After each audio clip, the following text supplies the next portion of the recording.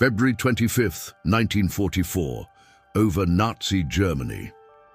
The B-17 Flying Fortress Old 666 was hit by flak during a bombing run over Gotha.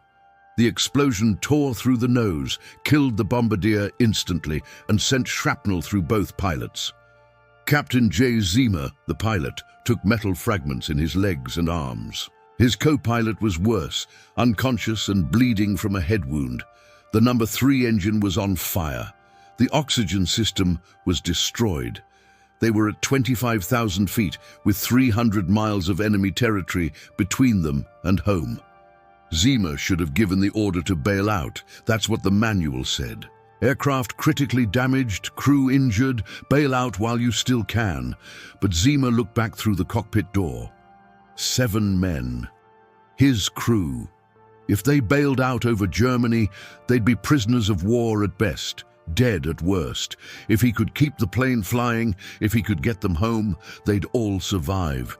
He made his decision. "We're staying with her," he said over the intercom. For the next 5 hours, Captain J. Ziemer flew that dying bomber home.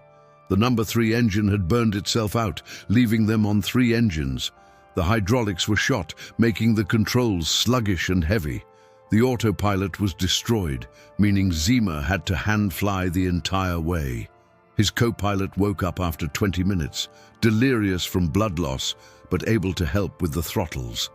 The navigator, wounded in both legs, crawled to the nose and guided them home using dead reckoning because the radios were gone. German fighters found them over France. 8 Focke-Wulf 190s, fresh and fast, against 1 crippled bomber limping toward England.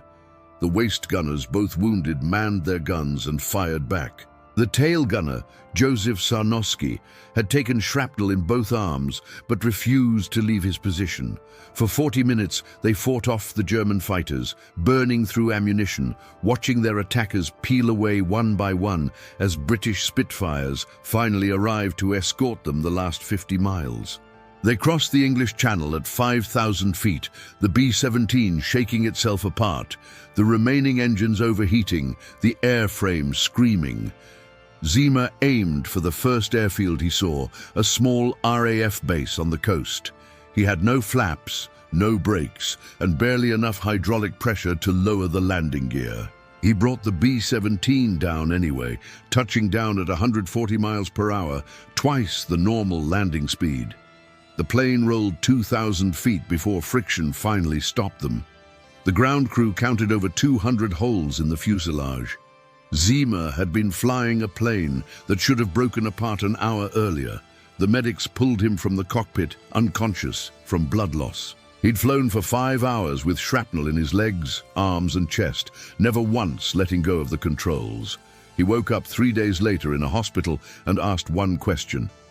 Did everyone make it? 7 of his 9 crew members survived. The bombardier and ball turret gunner didn't. But 7 came home because J. Ziemer refused to give up. He received the Medal of Honor for that mission. So did Joseph Sarnowski, posthumously, the only time in World War II that 2 men from the same crew received the Medal of Honor for the same action.